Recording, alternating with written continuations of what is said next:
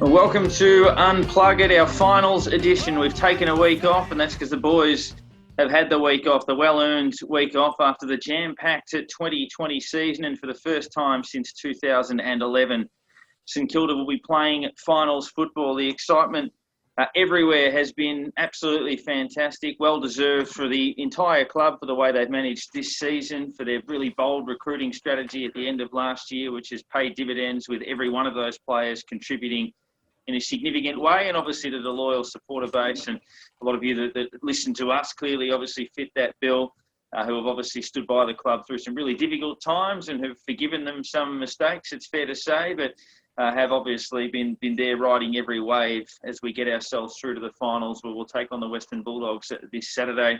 There's been nothing about this season that has been normal, but it has been great, or the year that has been normal for that matter, but it has been great that the club has been able to be a shining beacon for us in a pretty tough time, as something to smile about in 2020. And they did it emphatically to a 52-point thumping of the much more experienced GWS Giants. The worry would have been playing them in a big game on the eve of the finals, that they've been there before and we haven't, but we look the more settled team. We look the more comfortable, confident, and I guess bold team, as we really did handle that game from start to finish to win it by the best part of 10 goals. Group in a pretty healthy position. Zach Jones set to return. So Jay Gresham, the only big name to be sidelined, but we're 4 days away at the time of this recording and counting. H, as we welcome you, take us through your Friday night a week or so ago as we sealed our fate in the best possible way.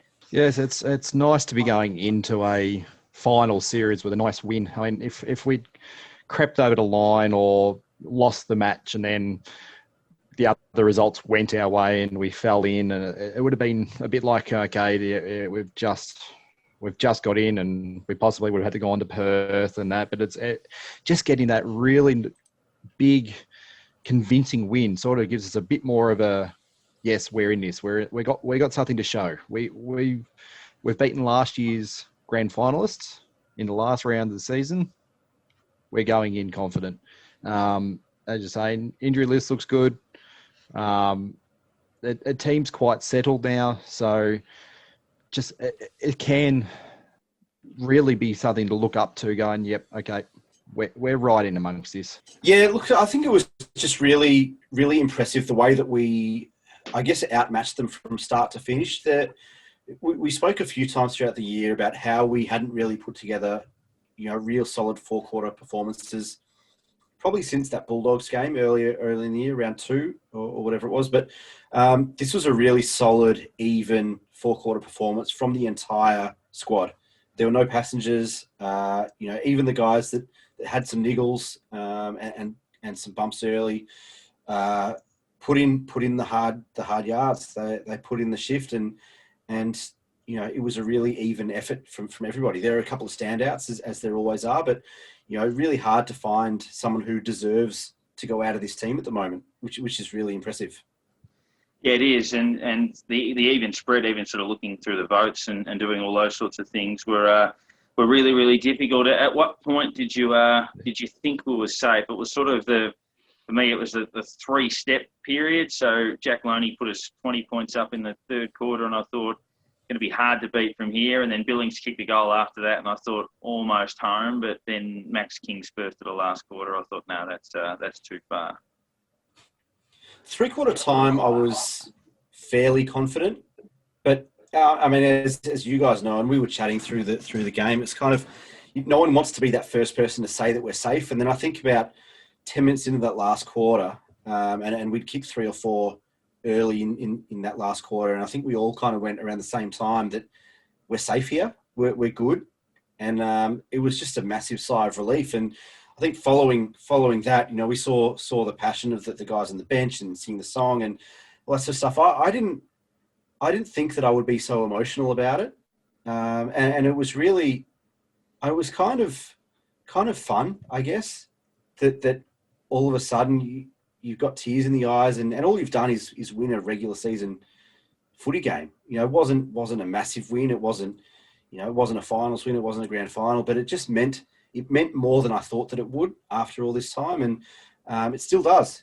I had a smile on my face all week. Yeah, you kind of go back and look at the game again, and you sort of look at it and go, it probably was a bit more comfortable than when it felt on the night for sure. I mean, three-quarter time, GWS basically, they had to double their score and more to actually beat us. So at that point, you're sort of going, look, if we lost from that point, we had no right to be playing finals. So you sort of go, nah, we're in control of this game. It's ours to take right now, make a statement, get that week off, and then hit it hard the following week.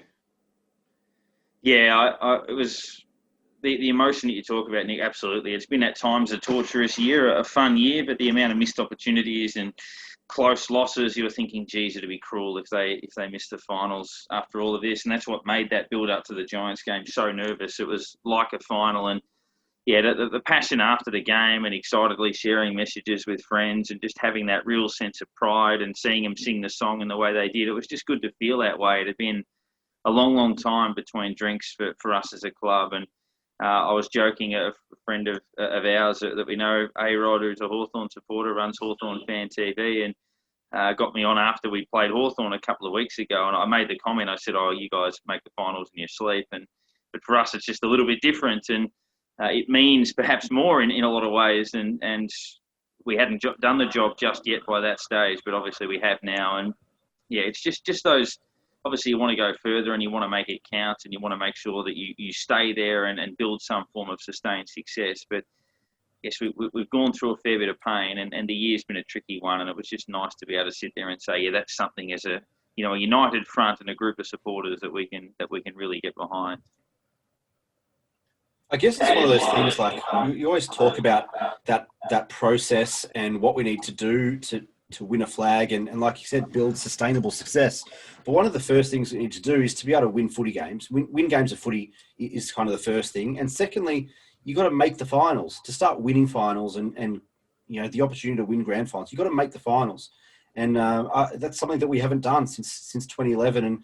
And like you said, it's one of those things that we just had to tick off the list. And it was just so important for us to win that game and to for the first time in 9 years, say we're a finals team, because we haven't been able to say it for a long time. Yeah, absolutely. And it's just the sense of pride in that. But at the same time, you don't want to rest on your laurels and sort of be, as much as it's a good step to finish, not just in the finals, but finish top 6. Sort of normal circumstances, you'd host a final, but it would have been neutral anyway because you would have played the Western Bulldogs at the MCG. Now it's the Gabba. There was obviously that debate around whether the game would be played in Adelaide or Brisbane, but quite rightly, the Saints got their choice. Votes. I would imagine, guys, there'll be a fairly familiar theme amongst the votes this week to a lot of weeks over the course of the season. But Nick, do you want to take us away first with your 1, 2, 3 out of the Giants game, if we can remember back that far? Yeah, it took me a little while. I watched a fair bit of the game again earlier today and watched some more highlights and stuff just before we started recording. I gave 1 to Hunter Clark. I thought he was very good. I mean, he wasn't as prolific as we know that he can be, 16 touches, but 5 tackles, 5 clearances was really good in tight. 2 votes to Rowan Marshall, just the 7 hit-outs, but he played definitely more as a forward, and obviously Paddy Ryder takes that main stoppage ruckman role. 7 marks, 7 hit-outs, a goal, contributed in the clearances, 5 score involvements. Rowan Marshall does everything, and there's nothing that he's bad at. So I gave him 2. And the 3 is someone that we've gotten pretty used to giving 3 votes to this year. And Jack Steele, 18 touches, 2 goals, 10 clearances, 7 tackles, and 9 score involvements. The guy is having a phenomenal season, and we'll win our best and fairest by an absolute streak. And very much deserved his spot in the Australian team this week as well. So deserved to be on the ground, really. Yeah. Absolutely.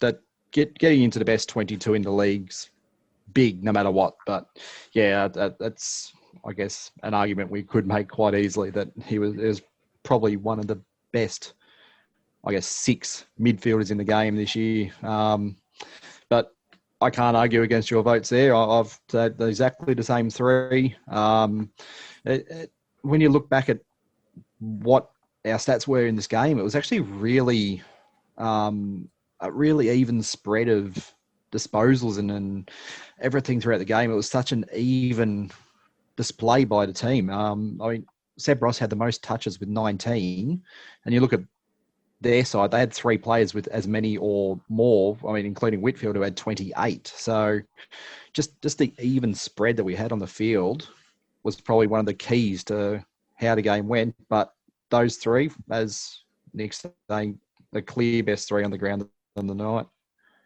Yeah, and I followed a very similar pattern. There were some unluckies. Ben Patton was one of those who blanketed Toby Green. Paddy Ryder was excellent with his ruck work. We obviously even saw him do a back heel one. I thought Butler played his best game for a while. Ben Long was very good down back.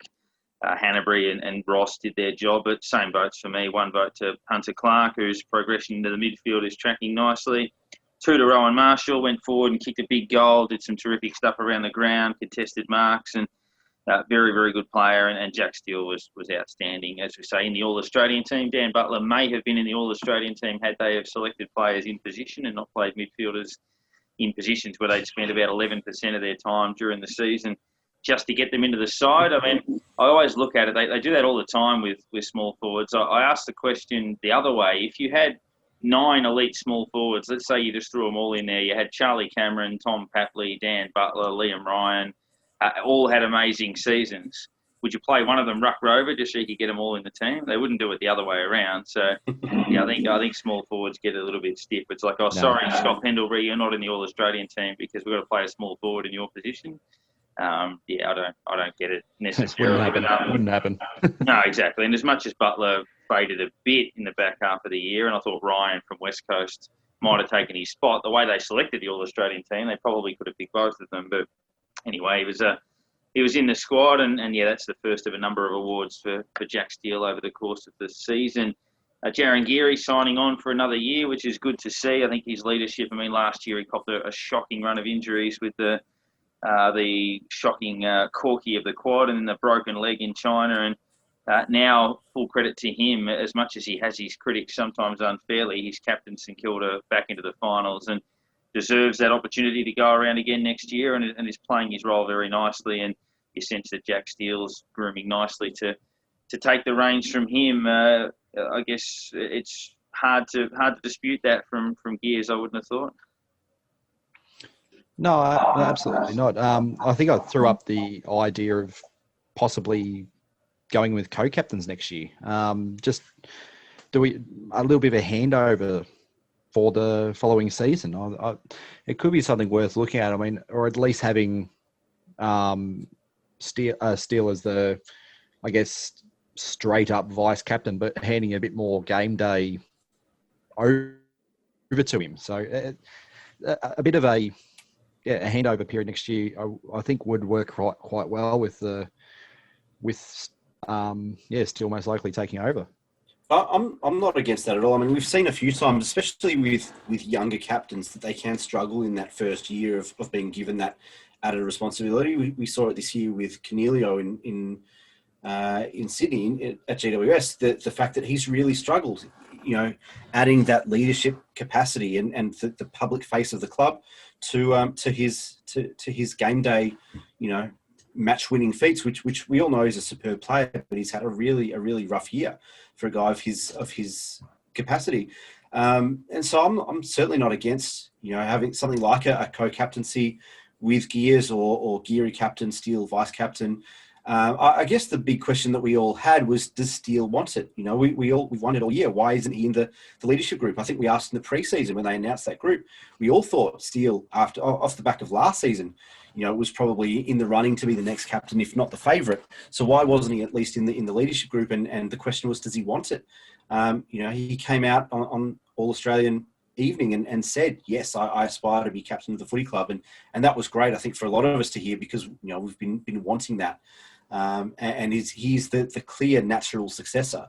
Parker, you touched on Geary and his critics, and he's not the most talented footballer that's ever played the game, and he'll be the first to tell you that. He's not the quickest, he's not the most skilled, he's not the most talented, he's not the most vocal. But one thing you can say about him is that he has the utmost respect of the playing group and the coaching group, and that spans across, multiple years, seasons, across a decade, really. Even going back to when Rui was captain, everybody trusts Jaron Geary, and they relied on him to do a job in defence. They relied on him when he played up through the middle and sometimes up forward to do a job. And he has the implicit and explicit trust of the playing group and the coaching staff. And for anyone who criticises his leadership, that's all you need to know, is that these guys love him. Yep, I think that's absolutely spot on. And you just have to look at the proof in the pudding, and there's far more to these things than simple numbers would tell you, as important as they are. There's a lot to look forward to with the Bulldogs final, which we'll analyse very shortly with our special guest this week. Another of the famous Saints supporting brethren, it's Bruce Eber. There's the kick from Burns. It won't make the distance. Up they go. The ball was tried to force through by the Essendon defenders. In they go. Here's a chance for Cowie. Lockett. He's kicked it. That's his fourth. Yes, he's done well. Well, as part of finals fever, we're taking the passion approach. There's a lot of passion floating around St Kilda over the last couple of weeks in the build-up to this first final against the Western Bulldogs, our first final since 2011. And anyone that's ever been to the Victory Room, or anyone that's ever jumped on social media or followed St Kilda through any platform will be well aware of Bruce Eber's love of the club. A football caller and radio personality and function host and MC, and you name it, he's done it, and a passionate Sainter. Beaver, nice to have you with us. And as we start things off, you mentioned on Twitter that you wanted to borrow a submarine, and if you could find somebody to park it for you in Brisbane. Did you have any luck? No, Darren. Firstly, thanks for having us. Thanks for having us, guys. And no luck with the submarine, unfortunately. So I still don't know whether there is a docking station in the Brisbane River. A few people got in touch with me and actually suggested that a submarine might be around about the $80 million mark if we wanted to buy one. So I think we probably need to eradicate the club's debt before we get to hiring or purchasing a submarine. So down here in Melbourne with the rest of us, and we'll be watching on intently on Saturday. So basically, as Darren's just gone over all the background you've had and everything you've done and been in and out of media in this part and that part, and where did it all start for you? How did you become involved in the media? Who gave you your opportunity to get into all this? Yeah, Aaron, I was very lucky. I got a cadetship on the old Herald newspaper straight out of school. Back then, the Herald and the Sun were two separate papers, so I actually got a cadetship coming out of what was then your HSC at the end of 1985. My first day actually on the Herald was the day the first space shuttle blew up. So it was a very, very big news day, and it happened in perfect Herald time, as they used to say, because it happened at about 4 o'clock in the morning, Australian time, Australian summertime. So it was. I'd worked out pretty early at school that I wasn't going to be able to play sport at the highest level, but I was just obsessed with sport. And a few friends, the next door neighbour was a leading photographer on the Sun newspaper, a bloke called Craig Borrow. And then in year 11 at school, I was lucky enough to go to Haileybury, and Stephen Phillips, an old boy, came out and gave a talk on what was a normal day at World of Sport on the classic Sunday morning show. And that was the seal the deal for me in terms of wanting to get involved in the sports media. And I was told I always had the gift of the gab, and I quite liked to write. So I was lucky enough to get through the long process of getting a cadetship on the Herald and Weekly Times, and was my first job was on the Herald. Yeah, Beaver, there's a few passionate Saints fans in the media. You're obviously one of the more vocal of the lot. But how did your love for the footy club come about? Yeah, I have to blame my dear departed dad for that. Dad was St Kilda, and Mum was Melbourne. Although Mum's changed to St Kilda in recent years. Dad's been gone 20 years now. He passed away a few weeks before the Sydney Olympics. He was only 64, but he was the deal that Mum and Dad had come to when they got married was any boys they have will barrack for St Kilda after Dad, and any girls will follow Melbourne after Mum. My two older sisters are both Melbourne supporters, and ironically, they actually got married, Mum and Dad, on the day that we broke our longest ever finals drought, the 1961 first semi-final against Footscray. So the Saints hadn't been in the final since 1939, and Dad was 25 when he got married, but he still didn't get to see the Saints in a final for another couple of years after that. I never asked him as to why he barracked for St Kilda. All of our family, all the Evers are from Ballarat, which has obviously got a huge St Kilda connection, but back when Dad started following the Saints, there wasn't the country zoning then, and his dad, my grandfather, was a Bulldogs or a Footscray supporter. They moved down to Bentley during the Second World War. My grandfather tried to enlist, but was knocked back because he had a heart murmur. So it wasn't even then the Bentley-Moorabbin connection, because that was years before we moved from the junction to Linton Street. So I never, if he did tell me, I forgot. But that's a long story of telling you how I came to barrack for the Saints. I didn't have any choice. Being my father's son, I was red, white, and black from the moment I entered this world. Not to go off on a tangent, but I can see many similarities there, even in the start you had with the Challenger disaster in 1986. My first day on SEN was Black Saturday, and obviously we turned into a news service that day rather than a sports service. And similar with the background, although my grandfather used to sell records at the Junction Oval in the late 1930s after having the family settled in St Kilda. So followed obviously through the generations and had to stay there. He was at the 66 Grand Final, which is obviously something I'm very envious of. But I guess your early heroes growing up, obviously thinking of the era and those sort of stuff, some early favourite players for you?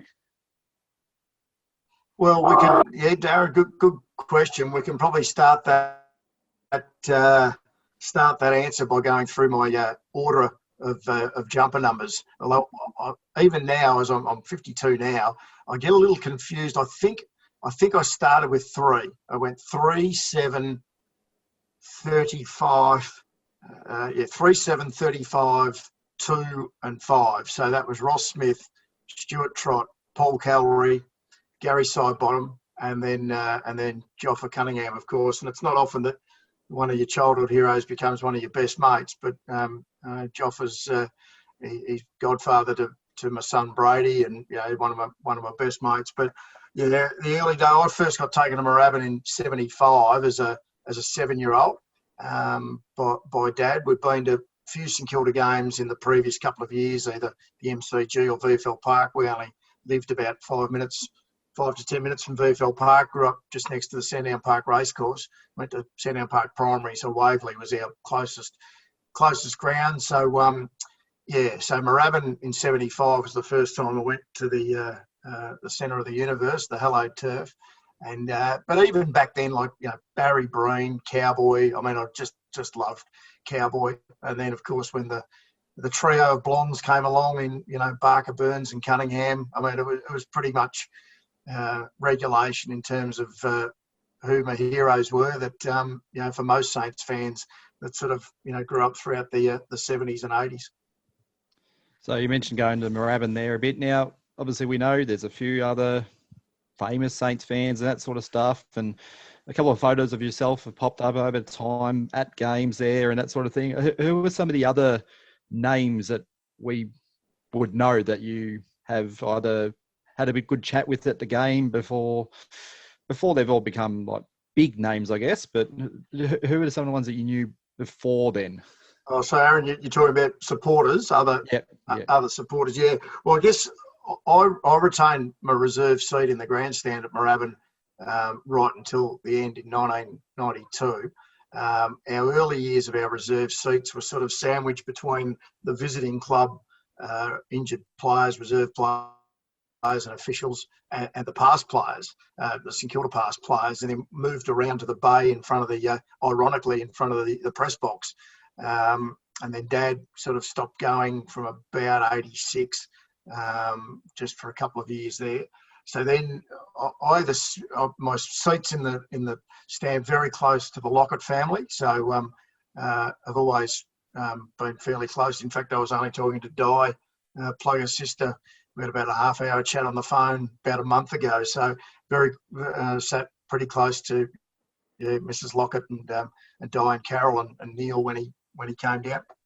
And then as I got to sort of my late teens and started going with groups of mates and stuff like that, we used to stand I retained my reserve seat, but we'd stand behind the goals, behind the cheer squad at the Nepean Highway end.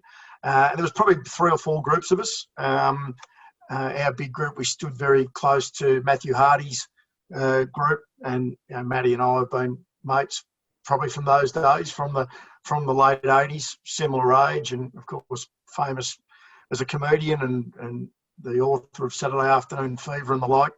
Scotty Goodings, who's pretty well known as a TV critic, and has written a couple of St Kilda fanzines and stuff like that. His group were just near us as well. So they were sort of, were sort of the main 3 groups that sort of stood behind the goals. I mean, God, we could have anything of 20 or 30 of us standing together, and then Matty's group was pretty big, and the same with Scott's. And then you tend to find games like at the MCG and Waverley, a lot of our groups would amalgamate, and a couple of those games at the MCG in the early 90s, when the Great Southern Stand first opened, we used to stand at M15, which we dubbed MI5, and sometimes there'd be sort of over 100 of us standing together that were all loosely connected and had the common bond of the red, white and black. Mate, you mentioned your age earlier. You said you're 52, so that means you would have just missed out on that famous day in '66. Do you have a moment that sticks out to you as your favourite moment? Obviously, we've seen a lot of heartbreak. There's been a lot of bad moments, but is there one moment that kind of tops it for you in your 52 years? Another good question, Nick. Look, obviously the '97 preliminary final. Knowing that we were going to see, people our age, we're going to see the Saints in a grand final for the first time, because even 1971 I was only 3. I think one of my first memories of St Kilda was a game against South Melbourne at VFL Park in '74 when I just turned 6. So obviously can't remember 71 or 70. I was actually taken to the '73 first semi against Richmond with my dad, and his best mate was a Richmond supporter. And all I can remember, I was 5, all I can remember is we sat near the siren and the MCC members, and I can remember Richmond running out. So until the '91 Elimination Final against Geelong, I really, really couldn't say that I'd been to see St Kilda in a final. So look, there's a host of, even that '91, even though we lost. So I mean, once again, the system conspired against us that year, didn't it? But just to the '92 Elimination Final against Collingwood, the feeling at the final siren. But yeah, the prelims, obviously winning the prelims, and '97 and '09 and '10. I mean, the joy when Rui socked that goal through. We were standing at the other end, actually. We were at the city end when Rui socked the goal through in the last quarter of the '09 prelim. But even the '96 night grand final. A lot of people that aren't involved with St Kilda, they laugh at, talking about a pre-season premiership, but just the scenes at Waverley that night, you guys would, recall them. It was just simply amazing. Grown men climbing goalposts. it was mad to beat the reigning day premiers by 10 goals as well in front of a full house. But once again, I know it's a long answer. There's one, though, that I'll go back, a home and away game that we didn't even win in 1985. So we were the reigning Wooden Spooners and Essendon the reigning premiers. And we played the Bombers mid-season at Moorabbin. and they led by about 45 points at three-quarter time. So it's just going to be a regulation side for the powerhouse unit of the time. They kicked the first goal of the last quarter, so they were 51 points up. And then between the 3-minute mark and the 14-minute mark in the last quarter, we kicked 8 straight to nothing to get within 3 points. And we were kicking to the grandstand end as well, the Nepean Highway end. And the place, it was just, there was about, I think it was in the low 20s, the crowd that day, but the place was absolutely rocking. The last couple of goals, I mean, the St Kilda chant from the grandstand and that hadn't even died. People were tumbling over seats, and I'm pretty sure it was Grandy. It was David Grant who kicked the final goal of the 8 in a row. Again, it was just straight out of the centre, and it was amazing. And it felt like the stand was going to topple over when that goal was kicked to put us within 3 points. It was just an 11-minute period of the most amazing football you've ever seen. Essendon steadied and won by 3 or 4 goals, but it was it's a memory which I'll take to my grave. And I think that's a lot about St Kilda. We have a lot of those moments. Unfortunately, we obviously haven't lifted a cup and celebrated that collectively as fans. But I think for all of the pain and suffering, if you will, and for all of the frustration, we all have those memories. And to a lesser extent, I thought one of them was last week. I mean, it was a 9-year drought, not an 18-year drought or a 22-year drought like we've had in the past. But there was something significant about that. And I think the outpouring of emotion from a lot of people thinking, like, geez, this has been such a tough road since we lost an elimination final to Sydney in 2011. And that whole 2011 season was tough, given we weren't really in contention based on what happened the year before. If you were to sort of sum up the journey being a Saints fan, what is it about the place that does make it so special? Yeah, well, it's another good question, Daz. I mean, we often say, if you ain't a Saint, you ain't. And really, people that don't follow the club, they really don't get it, because they look on us as, why do you enjoy so much pain and suffering and misery? But you wear it like a badge of honour. Not the pain and suffering and misery, but just the club itself. It's always been hard to really put a finger on the rare type of emotion and passion that the club creates amongst its supporter base. And even a lot of past players have said to me over the years, particularly in the last 10 to 15 years, that it hasn't been until after they've finished playing and then become supporters like us that they actually then really get it about the emotion that sort of surrounds and occasionally overwhelms the footy club. And it's a credit to St Kilda people as to how big a supporter base we still have, given that, unfortunately, statistically, we are, the least successful club in history. So you're right. It was, I'll say at the same time, it was with mixed emotions watching that game. Well, I actually had to call it for 3AW. I had to call our last 2 games, the Eagles game and the Giants game. I was in a much better mood in the Giants game, I can assure you of that.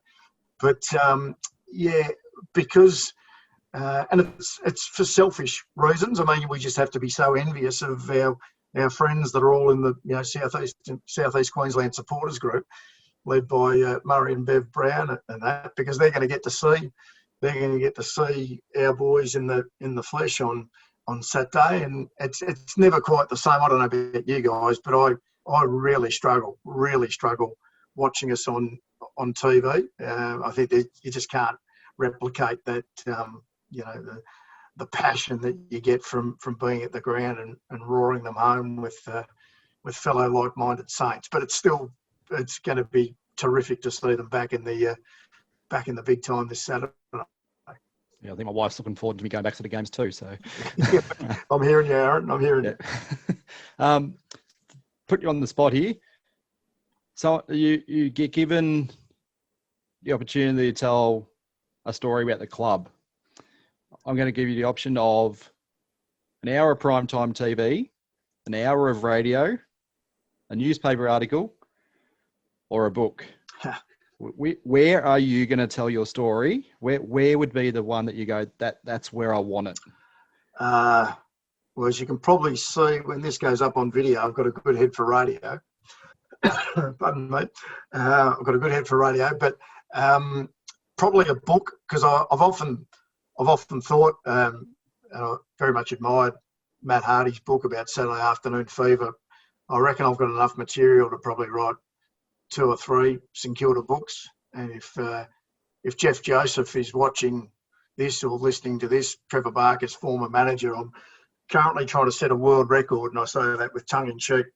I've started on Trevor Barker's biography many years ago, and it has been the slowest moving piece of literature, I think, in the history of the modern world. So that's a bit of a sore point with myself as well, because I just need to get cracking on it. But I'd love to write a St Kilda book on the sort of the cultural aspect of our club. I mean, you could write a book, even I've thought over the year, you could write just a book just on Moorabbin. I mean, just the amazing venue that Moorabbin has been, and not just with the footy club. A lot of people forget it was the training venue for World Series cricket before World Series cricket started, because they couldn't get venues. They used to have professional running there. There was rock concerts there. We then had baseball there. Like Dave Nielsen, one of our greatest ever baseballers in this country. I was playing cricket for Moorabbin in the lower 11s when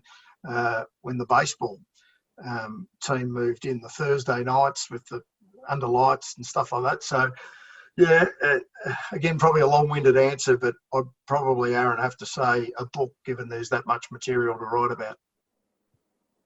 I reckon we could all go with another St Kilda book. I know Matt Hardy's book, that Saturday Afternoon Fever that you referenced, is my all-time favourite book. I think it resonates with any footy fan, not just St Kilda supporters, but any footy fan that kind of grew up in that period, suburban Melbourne sort of stuff. But he left so many great stories out as well, Nick. Oh, it's amazing! It's amazing. I still love the story of the girlfriend with the number one, Trevor Barker, on her back, the long blonde hair and the number one. It's an incredible story. But if you've done a lot of work with the club, and as Parko said earlier in your intro, host functions and things like that, is there a player or someone involved in the club where you've just been in awe? I mean, despite everything that you've been through, despite everything that you've seen and experienced yourself as a supporter in the media, is there someone at the club that you've kind of just found yourself speechless? Yeah, probably. Even, I mean, not that we get to see him very often, but there's still something about being in Plugger's presence that has, you're not exactly quaking in your boots, but he's just got such a presence about him. And as I said earlier, it's probably ironic given, I've got to know the rest of his family so well over the last, 30 odd years. So, I mean, Plugger still he's still the greatest player that I've ever seen. You could probably say, go along again through different eras, Nick. As I said earlier, it's not often your main childhood hero becomes a very close friend. So, the love I have for Joffa Cunningham as a close personal friend is immense. And then probably the guy, I mean, the guys that played in the 97 Grand Final, they were the guys I sort of, when I say grew up with, I mean, at the time, Jason Daniels is my best mate, and him and I were sharing a house together in 97. So I saw the highs and lows of that season up close and personal, being Jack's housemate. And because I was sort of around the same age as all of those guys, a lot of them still make the joke that I was sort of like their personal PR agents. A lot of those guys, the bulk of the stories written on them in their careers were usually had the byline by Bruce Eva. So very close to all of those blokes. And then in the era that culminated in the Grand Finals in 2009, 2010, again, very close to a lot of those guys. My admiration for Stephen Milne in terms of his mental strength and what he put up with and coped with and came out the other side, and such a great family man. And he is just a wonderful human being, and my friendship with Milne is something I hold very dear. And then also, like, someone like Cozzy, who Cozzy's had a few battles in recent times. So and then it's been great to see blokes like Joey and Rui go into the media and come to the other side, come to the dark side, if you like. So there's been so few St Kilda players that I haven't taken a shine to.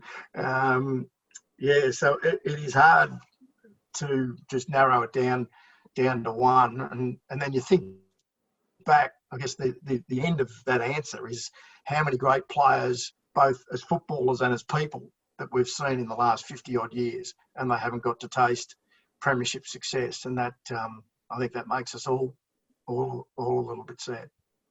Better just win the next 4 games and settle it now. But it's interesting as we look towards the final one from me, and obviously we could go on for a long time. I guess your assessment of the season, it's been a roller coaster, but one in which we've been in the top 6 for pretty much the entirety of the season. It took us till the last round to get there.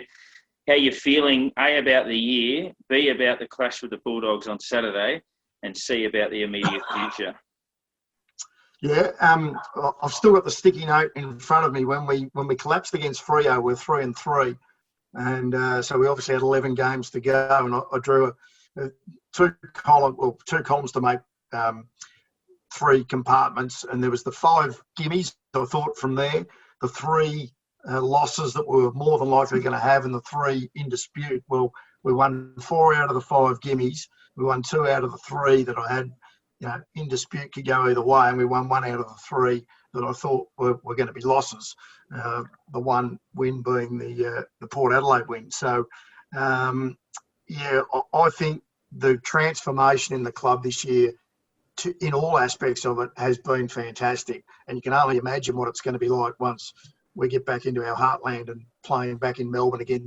Just think back the momentum that we had on the back of the Hawthorn and Collingwood victories in the pre-season. That night at Moorabbin, hosted the function that night in the Junction Room, was just the buzz around the place that night to have footy back at Moorabbin, and all the momentum we went into the season with, the way the girls had performed in their first season as well, and all the recruits and it was just fantastic. And then I think we should be so proud of the way we bounced back from that, first disappointing loss to North Melbourne, and then the way the season just was closed down for 10 or 11 weeks. So to regather themselves and then to overcome so many hurdles, as every club has had to do, and to do it brilliantly off field as well. I think we should take great pride in the fact that there hasn't been a squeak out of our hub as far as any misbehaviour or shenanigans or anything. So I think it's been whatever happens this Saturday and over the next, what we hope is 4 weeks, I think it has just been a terrific foundation to what's going to be a really exciting, next 5 to 7 years. And you look at the age demographic of the side as well. Just look at our back line. I mean, set Jake aside, but Callum Wilkie and Dougal Howard, they're a couple of weeks apart in their birthdays. They're both 24, and then you think, we'll lose Hunter Clark into the midfield. He won't be a halfback for too much longer, but you look at Koff and Benny Patton and Benny Long. I mean, the age of the back line, we're just so young down there. So, I think we're in for a really exciting ride. Pardon the old the old line from 20 years ago, but for the next 5 to 7 years, I reckon should be terrific. I saw a little post today about the 1991 Batmobile from the Grand Final, basically saying how much would you pay for it. Is there something that you'd like, maybe something obscure that you go, I'd love to go back in time and get my hands on that? Is there something that you can recall and go, that would be really nice piece of something to have? Yeah, Aaron, there's a few again. In fact, I know a few of the blokes that have bought the Batmobile, but that's a story. Yeah, Shannon Gill, that's a story for another time. I do know, I haven't seen him for a long time. I know the guy who's got, I think it's in his parents' backyard, and I think it's set in concrete, the point post that was snapped off in Joffa's 200th game when Plugger slung Peter Dacos into the point post, which was sort of in the grandstand forward pocket at the Nepean Highway end. I know the guy, he's a very close friend of mine who pinched the windsock before the last game at Moorabbin, or a couple of weeks before the last game at Moorabbin. That unfortunately disintegrated over the years. It wasn't in really good nick anyway. I've got it's actually at a mate's place. So I've got to wait till I do a bit of landscaping in the back garden here pardon me, here at my place. But I have got was lucky enough to obtain a set of turnstiles from Moorabbin as everything was being demolished. So that'll take pride of place. But the one I was really disappointed in, and this is just such a classic St Kilda story, I'm sure you may be aware of it, is that with the demolition of the ground, this is the way it was told to me. I think it was by Matt Finnis. It might have even been by, anyway, that's by the by. But with the loosening of the foundations, with the terraces coming down in the outer, and then all the earthworks that were going on, the scoreboard was still standing. And then my understanding is that there was one weekend, there was a heavy winds and that across the weekend, and the scoreboard actually blew over. And then when the company that was doing the demolition and removing all the stuff from the ground that couldn't be auctioned off, got there on the Monday, they thought that with it blown over and that it wouldn't want to be kept or any parts of it, and it was just bundled off and taken to wherever a lot of the stuff was gone. So I just would have loved, not necessarily the St Kilda thing, I would have loved something from the scoreboard. I would have loved something. And I'd always said about grabbing my seat, giving out a seat on the end of the aisle in the grandstand. We know Spud and Lowy went down and did that. But I'll have to make do with a turnstile. Yeah, I think we've all got a piece of Yeah, seat. I've got a couple of slots of the seats. So, yeah. Yep. Well played. Beaver, one more from me, mate. But we heard Rui this week in that hype video released by the club ask, why not us?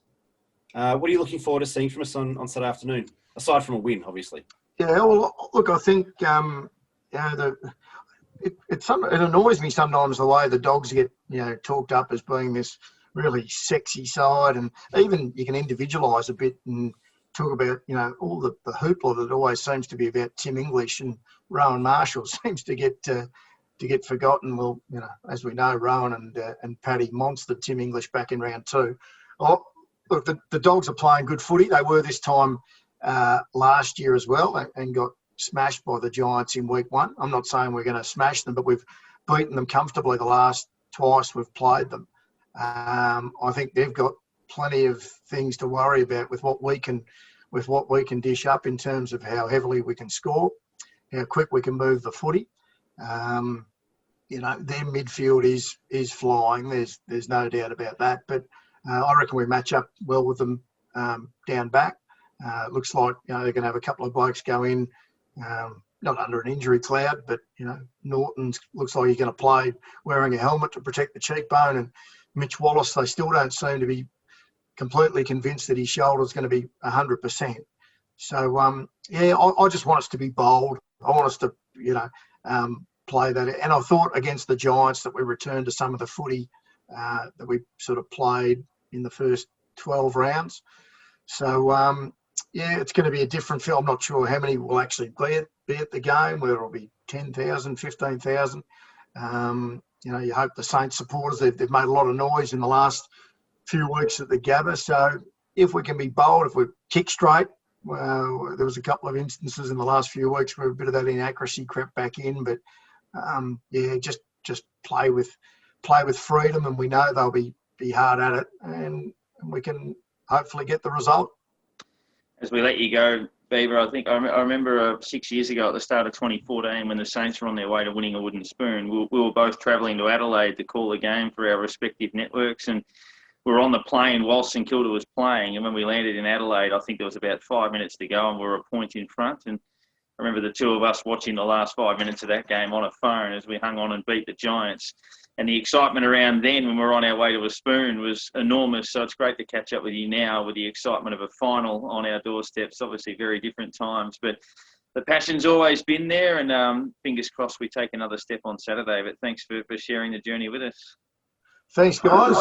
Great to be on. Thanks for having us on, and love your passion as well. And yeah, let's all get behind the boys on Saturday, and hopefully we're blasting the song out loud and proud come about 7 o'clock Saturday night.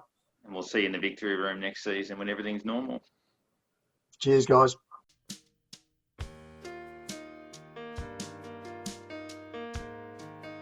Yeah, there's a bit of anxiety around, when you're trying to make finals and that, but to put in a performance like that and, really a four-quarter performance was first time since 2011, and, just really pleased to think that Seb Ross and Tim Memory and, JB and Jack Billings will play their first final, but, and to have the recruits that we've got in with Hill, Butler, Howard, Hanbury, Ryder, and I think Jones will be right for hopefully the first final, but they've got finals experience, and that's why we got them to the club, and they're going to be very important in this build-up.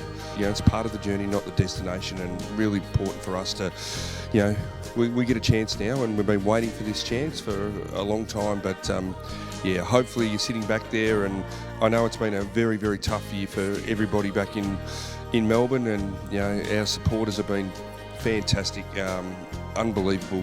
Hopefully it's given you a smile, and hopefully we can do you proud in the first week. But thanks for all your support, and thanks for sticking by us. We made finals, and this is just the first bit of the puzzle for us. But thank you so much. Go Mighty Saints. Bruce Eva there, and also the thoughts of Brett Ratton in the lead up to our final on Saturday, the Twilight Final at 4:40 at the Gabba, coming up in a few days' time as the excitement and the nerves begin to build. Those nerves really do kick in once you know you have an opponent. I think Saturday and most of Sunday after we won that game were pretty cruisy. As soon as obviously the Bulldogs qualified in 7th and all of the venues and times were locked in, you knew, well, it's showtime now. And I sort of compare it to when they used to win and have the week off for the prelim, and that first week was easy because you didn't have an opponent yet. That second week, the nerves really well and truly kicked in. But how you're reading it, H, I guess the build-up to the game, Zach Jones will be one that comes in. You sense that's probably the only change? Most likely, it seems like. There's no point really changing and chopping and changing too much, it seems. As I was saying earlier, the team looked very balanced, very even across the ground, and we played a very, very good brand of football that basically involved everyone, and everyone had their job, and they all did it well, and so they know what they're doing and what Rats wants from them, and it's just starting to look like, okay, this is everything that we've tried this year is just starting to roll into fruition, I guess. And what we're aiming for is now sticking out to us, going, hey, it's there for us to get. But against the Dogs, I can't think of any players I'd really want to change to have a proper match-up against, because we always seem to match up against them very well. It's a team that, as we've seen over the years, that we've struggled. We've still been able to get very close, or in times beat them. When we had the classic game where we were 9 goals down and beat them. We had the game early in the year this year. We've beaten by almost 7 goals. It's when, I think they beat the Collingwood quite convincingly the week before, didn't they? Actually, they lost that one as well. They beat. It's so long ago, I can't remember now. So they're a team that we are always matching up well against. They're a very high usage team, so they get a lot of the ball. So basically stopping them getting as much possession as they want, that's the first step. Making them pressuring them, making them kick it to where they don't want to be kicking it, because they're very well structured, very well set up, and know what they're wanting to do with the ball. We need to just cut them off a bit and, play the game that we want to play at the same time as shutting down their structures and just making them feel uncomfortable in what they normally try and do. So if they're getting that free ball, we're going to have to really start either getting to where they're putting the ball or stop them getting it. It's McRae, Dunkley, obviously Bontempelli. They love the ball in their hand. It's just stopping them, getting them out of their comfort zones, make him earn every single possession that they're getting. But as I've said, we match up well. Just got to do what we did early in the year. We've always matched up quite well with them. And like I said, we've won the last couple against them. Our numbers are eerily similar across the year. When you compare kind of key stats inside 50s, we are just below them by like half a point. Disposals is the big one. Like you said, H, they love ball in hand and they are a high usage team. They love to gather possession and keep the ball. One of the things that I think we've gotten better at over the last few weeks, and we showed it really well against the Giants because they had a lot more of the ball than we did. They outpossessed us. I think they had like a plus 50 differential or something over the course of the game. More kicks, more handballs. They just had more touches overall. But we were more efficient and we were bold and daring when we had it, and we moved the ball really well. And that's what we've got to do. We know we can do it against them because we've done it before. We have nothing to be scared of with this Bulldogs team. They're a good team, don't get me wrong, but we know we can beat them. We've done it multiple times. Even when we've been bad and they've been good, we've still beaten them. This year we've proven that we can match it with teams that play really good football. And like Beaver said earlier, that we have to be bold, we have to be aggressive, we've got to move the ball quickly, and I think the proof is in the pudding that we can win these games of football now. We just got to go out and execute, and that's going to be the main thing. We've got to be efficient with the ball. We've got to move it quickly. We can't allow them time to set up structures behind the ball. We know that's what they're going to do. We know they're going to chip it around half back. We know they're going to go sideways. We know they're going to go backwards to keep the ball and keep possession. And we just have to pressure them. You talk about Zach Jones coming in. Unfortunately, someone's got to go out for Zach to come back in. And I think that's probably Dean Kent this week. Jack Loney was a bit of a question. We saw him go down early in the game last week with a jarred knee or something like that, but it sounds like he's going to be okay. There's some question marks around Josh Battle that I've seen flying around socials today. I'm not too sure what the issue is. I haven't heard a huge amount, but all being equal, I think it's probably Jones for Kent this week. Yeah, I think that's reasonable. You're right in regards to the matchup as well with the Bulldogs. That you look at some of the other numbers this year, so they've got the 1 top 8 scalp this year. They beat West Coast by 2 points a couple of weeks ago. We've got the 3, the Bulldogs, Port Adelaide and Richmond.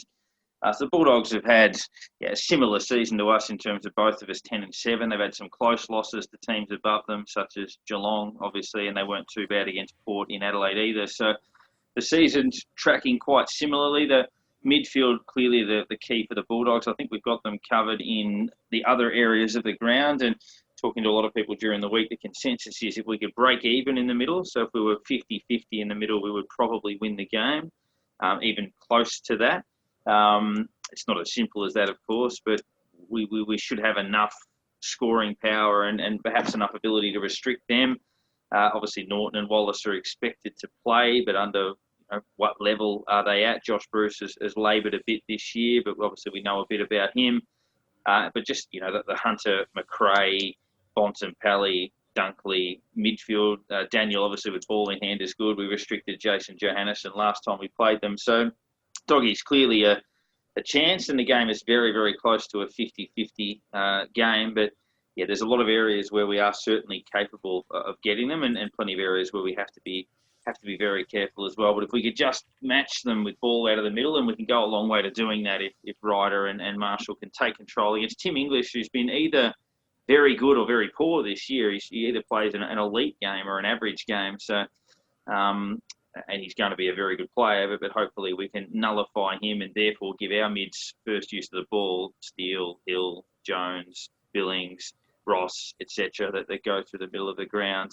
have obviously got such an important role to play in this game. I think I concur on those changes as well as to if there are any. I mean, Josh Battle would be a fairly significant loss if he went out just based on what he does to the structure. But if they could just hold on, he didn't play last time we met. But if we could just find a way to get him up, it would be frustrating if our player under a cloud missed and their players under a cloud did play. But we'll obviously see what happens when the teams are announced over the next few days. Might finish with some listener interaction before that game. To Damo Jones, acknowledging your message, but out of pure superstition, might at least, we'll pin that one and we might release that one next week in regards to big pictures around Moorabbin and Grand Final Day and all of that sort of stuff. So just might not tempt the gods too much with that one just yet, but acknowledge and appreciate it all the same. A few coming through. Alex says, do you think we are at an advantage having beaten them earlier in the year, or do you think that makes it easier, more predictable for the Doggies, knowing what we did last time is essentially what we think should work? Very evenly matched teams as far as season success goes. I'm not sure we can expect to beat them the same way as last time. Needs to be some wrinkles in the plan. Oh, of course, I mean, every game's different. The Bulldogs' personnel is a little bit different. The game's at the Gabba as opposed to Docklands. The matchups are going to be slightly different this time around, and you just got to deal with it within the flow of the game. I'm sure St Kilda don't expect to just show up and win the game the same way. But in saying that, we've played a particular style of football for most of the year. So have the Bulldogs. I think there aren't many secrets in the AFL. You know what the opposition is generally going to try to do against you. You know what you're going to try to do against them. It either works or it doesn't. So I don't think there's too many surprises. I would imagine it's pretty rare these days that coaches are completely blindsided by what the opposition does. Well, you kind of went over that, the point of the ruck with Tim English before. Just looking back at what happened in the first game, we had a combination of Ryder and Marshall with 49 hit-outs, and English had 10. So it's if we can once again use get that same first use of the ball, and Ryder and Marshall are switched on, there's the starting point. That's the first point where the players have the opportunity to get the ball is out of the ruck. So if we can beat them in there and get that same flow going again, we've got the first foot in there. So as he said, yes, very evenly matched, but just getting that first use, that's going to be where we can basically take control of the game, begin, and that's what we want to do. To Nick, I've got one question from Nathan. If Battle doesn't come up, who do you think we need to use the covering? It's a really interesting one if Battle doesn't come up, because I see him as a really important part of our structure, both forward and back, because I think he's one of those guys that can kind of make other key forwards, when he's playing in defence, he can make their forwards accountable for him in an offensive way. But he can also kind of lock down and be that third man up. He can bring the ball out of defence, and then obviously he swings forward and can kick a couple of goals and be a mismatch up forward. So it's a really tough one, because I don't think we have a straight like-for-like swap for someone like Josh Battle. I mean, we've tried with John O'Marsh, kind of a bit in defence, a bit up forward. Obviously, we know what Robertson can do down back, and there's a few guys that can kind of slot in the forward line. But I don't think there's a like for like swap for Josh Battle if he doesn't make it up. What do you guys reckon? No, there isn't, and he could have played the defensive shutdown role. But hopefully, I mean, the back of 2 weeks they could find a way to get him up. I must admit I haven't been hugely across that rumour in the last couple of days, but yeah, I think it's pretty important. I know he missed the first 3 or 4 games of this season, but we were pretty scratchy in his absence. We did beat the Bulldogs last time without him, though. But yeah, he just gives us that versatility. He can take a mark in front of the ball, can play back if we need him to, can be a taller midfielder as well. So basically, just hope he plays. And I think the role he would play would be as a defensive forward, which answers Chucky's question as well. A couple coming through here. Jason Orr says, will there be any complacency in a game? I wouldn't have thought so, given the opportunity. Coming into a final, it's a rare opportunity. I don't think they'll be resting on their laurels. And Yoshihiro says, who would stop Bont and would Ross follow Libba? I'd be tempted to go McRae almost with Ross. And the Bont matchup, I can't remember who got that last time, but it was pretty effective. I think Steele went to him head-to-head. Yeah, and killed him, Yeah, look, I think that makes the most sense. I mean, Bont, you can't stop Bont. He's one of those guys, like a Chris Judd, like a Gary Ablett, where it's really hard to completely nullify their influence. But what you can do is go head-to-head with him and make him be accountable for your guy as well. And I wouldn't be surprised to see Steele and Bont go head-to-head. They're similar sizes. Steele's got the strength. He's got the stoppage experience and the knowledge at the contest. It really wouldn't surprise me to see us kind of not tag Bont, but just send Steele to him to go head-to-head. We know that he can do a bit of a job on him anyway, but also to make him accountable going forward. And that's something that Steele has really added to his arsenal this season. Go back to one of the previous questions about, do we have a plan B or a wrinkle in the plan or what do we do? H, you mentioned that ruck matchup, and it really is the biggest advantage that we have over the Bulldogs. We've seen it work time and time again. We know that it's a weakness for them, and getting that first use through the middle is going to be really important. But we also have, luckily with guys like Battle, hopefully he's good to go. And Marshall, who can play ruck and play forward, we've got versatility in a number of positions that if things aren't going to plan. And we know what that plan is: win the ruck, win the stoppage, move the ball fast, take advantage in front of goal. That's really the game plan. It's how we've played all year. If that doesn't work, then we have some options in terms of moving the magnets on the whiteboard. There is another question that we got asked a few times throughout the afternoon on Twitter and Facebook, and I'll pose this to both of you guys as to what you'd prefer. You see Jaron Geary playing in defence, or do you see him as a defensive forward? And if he is playing forward, does he go back to JJ where he had such success in round 2, or do you send him to Caleb Daniel, who's been kind of, I guess, their main playmaker out of the back half for most of the season? Well, it worked the first time. Why wouldn't you start there again? Johannes can be a really damaging player if you let him go. That's as simple as it is. We know it, and last time it worked. So when you start with it, if it doesn't work, try something else. Chuck him over to Daniel. If Daniel is becoming really damaging, while Johannes is not really doing anything, then that might need to be the switch as well. It's, as you're saying, Battle's very flexible. So's Geary. We can take him on. Go, okay, take this player. He goes and does the job. Go down here and do this. He goes in there and does that. Throw yourself in front of this player. He'll do it. It's wherever we need someone, we can put him. So, and he's done the job all year. And captaining a final, he's going to be a foot taller this week. It's just watch him. He'll step up, and whatever is needed, he'll be the first one there to do it. Yeah, I think that's a pretty fair summation of what we'll expect out of this. Also, a couple of questions in regards to potential trade targets around Ben Brown and Sean Higgins coming through. We'll probably deal with that a little bit more in depth, sort of post-season, when we start looking at the list and those sorts of things. But needless to say, look, Ben Brown, I think, is a superstar, and I think North are crazy to make that move. He kicked more goals than anyone in the AFL in the 3 years prior to this year.